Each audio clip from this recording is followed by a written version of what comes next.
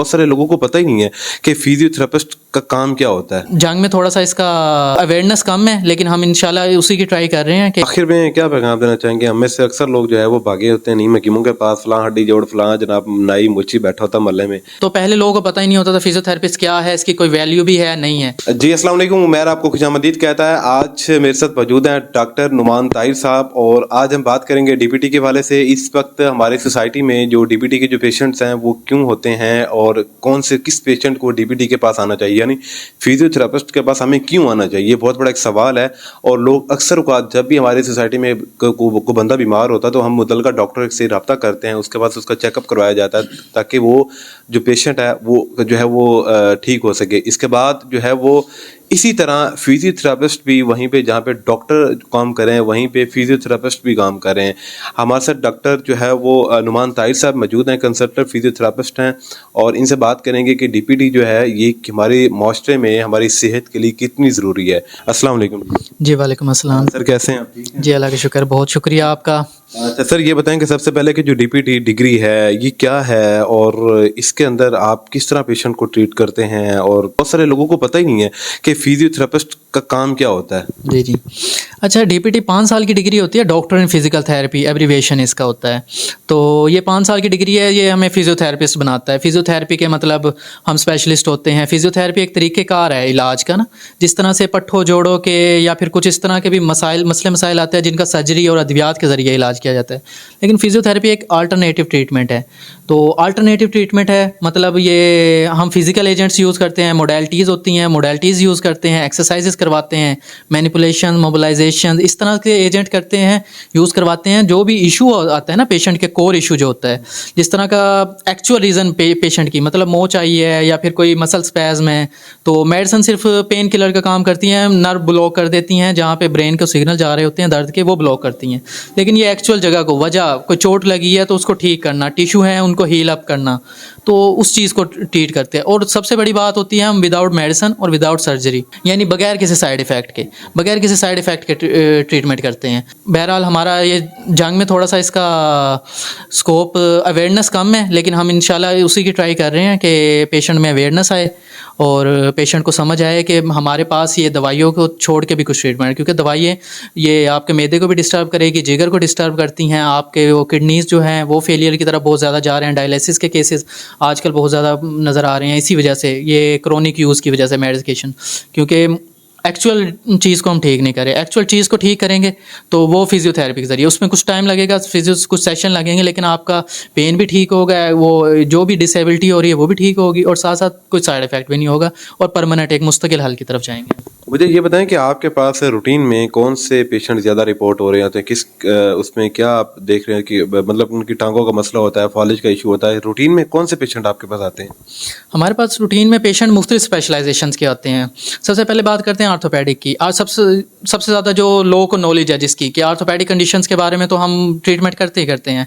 मतलब कंधा जाम हो गया है और उसके अलावा कमर का दर्द हो गया, टांग का दर्द, घुटनों का दर्द, ऑस्टियोआर्थराइटिस इस तरह, या हील का दर्द, एडी में दर्द हो गया, हाथ पाँव सुन्न होना, इस तरह के मसले ना, तो इसका तो हम ट्रीटमेंट करते हैं। सब लोगों को पता होता है, मसल स्पैज़म हो गए, मोच आ गई। आर्थोपेडिक के अलावा हम लोग करते हैं न्यूरो के बहुत से केसेस का कंडीशन, तमाम नहीं, लेकिन जो हमारे फिजियोथेरेपी रिलेटेड के डोमेन में आते हैं वो आता है फालिज में हम करते हैं रिहैब का काम, रिहैबिलिटेशन वाला काम करते हैं। फालिज में के पेशेंट्स की हम रिहैबिलिटेशन करते हैं। तो उसके साथ ये होता है जो भी उसके पट्ठों की में वीकनेस, सबसे पहले उसकी भी स्टेजेस होती हैं। तो स्टार्ट में वीकनेस आती है हाथ और पाँव में, लेफ्ट में और राइट साइड में। ज़्यादातर हेमीप्लेजिया के पेशेंट्स होते हैं, लेफ्ट या राइट साइड अफेक्टेड होती है। इसके अलावा पार्किंसंस रेशे की बीमारी भी हमारे माशरे में बहुत कॉमन है।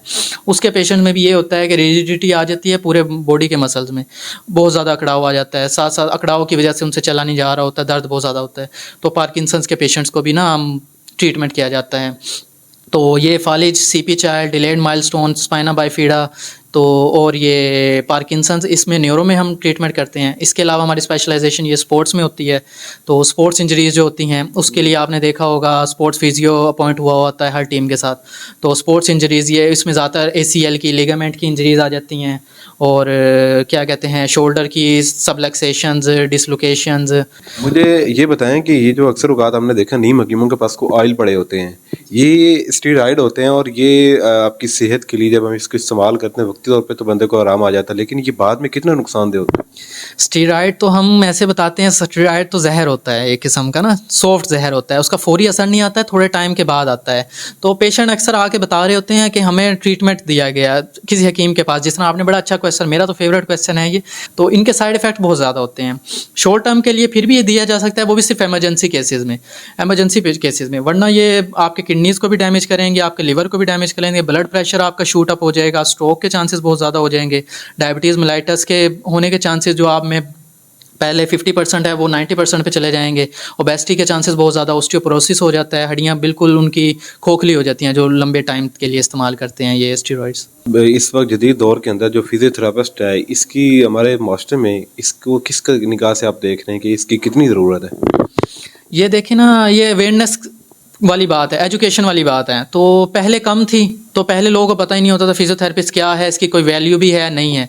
तो अब जाहिर सी बात है, अब जब मेरे पास एक पेशेंट्स आता है, उसको मेडिसिन 6 महीने से खा रहा है, कोई फ़ायदा नहीं हो रहा, उसको BP के और किडनीज़ के इश्यूज स्टार्ट हो गए हैं, तो मेडिसिन से कोई फ़ायदा नहीं हो रहा। अब वो मेरे पास आएगा, मैं उसको अल्हम्दुलिल्लाह अल्लाह ताला के करम से ये मशीन्स मोडालिटीज़ इस्तेमाल करवा के, एक्सरसाइजेस करवा के, बगैर किसी साइड इफ़ेक्ट के कुछ सेशन में अगर अल्लाह ताला मेरे हाथ से उसको शफा देता है तो बड़ा वो खुश होता है, और उसके लिए तो फिजियोथेरेपिस्ट एक मसीहा का रोल अदा करता है।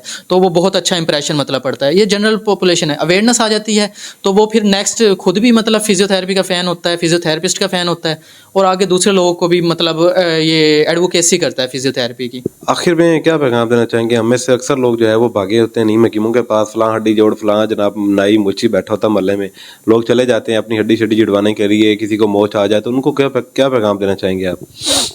उनको यही पैगाम देना चाहते हैं कि जिस तरह आप अपने खाने पीने का घर पे खर्चा करते हैं, अपने व्हीकल्स पे, गाड़ियों पे, जिस पे भी खर्चा करते हैं, तो अपने जिस्म पे भी थोड़ा सा ना उसे अहमियत दें। वो मतलब नीम हकीम के पास आप जाएंगे, स्टेरॉइड लेके ठीक तो हो जाएंगे 2 दिन में, वो एक्चुअल ठीक नहीं करेगा आपको, आपका वक्ती तौर पे। जिस टाइम आप स्टेरॉइड वो छोड़ेंगे 2 दिन के बाद, वो आपकी डबल आपको तकलीफ़ बढ़ जाएगी, मज़ीद ज़्यादा आप तकलीफ़ में आ जाएंगे, और आपका एक मसला जो था वो 3 मसलों में चेंज हुआ होगा। तो इसलिए थोड़ा सा अवॉइड किया करें, सस्ते होते हैं, हमें भी पता है हमारी पेशेंट्स का फाइनेंशियल स्टेटस कम है आजकल जिस तरह के हालात चल रहे हैं, तो आप लोग इसलिए जाते हैं। तो बहरहाल लेकिन कोशिश किया करें, इसीलिए हमने भी फ़ीस कम रखी हुई है ताकि हर इंसान अफोर्ड कर सके। लीजिए नाज़रीन, ज़िंदगी है तो सेहत है, अगर सेहत नहीं तो ज़िंदगी भी नहीं है। यकीनन हमारी सोसाइटी में हमारी बॉडी को, हमारी जो है वो काफ़ी चीज़ों की ज़रूरत होती है, जिसमें सबसे जो बड़ी चीज़ है अपने जिस्म को बेहतरीन तरीके में जो है मेंटेन करना होता है। और मेंटेन करने के लिए इस वक्त जदीद दौर के अंदर जो फिजियोथेरापिस्ट हैं उनकी अहमियत जो है वो उनको नज़रअंदाज नहीं किया जा सकता। अपनी सेहत को यकीनी बनाएं और अपने आप को बेहतरीन फिट रखने के लिए जो है कंसल्टेंट फिजियोथेरापिस्ट से रजू करें। अपने मेज़बान को दें इजाज़त। अल्लाह निगहबान।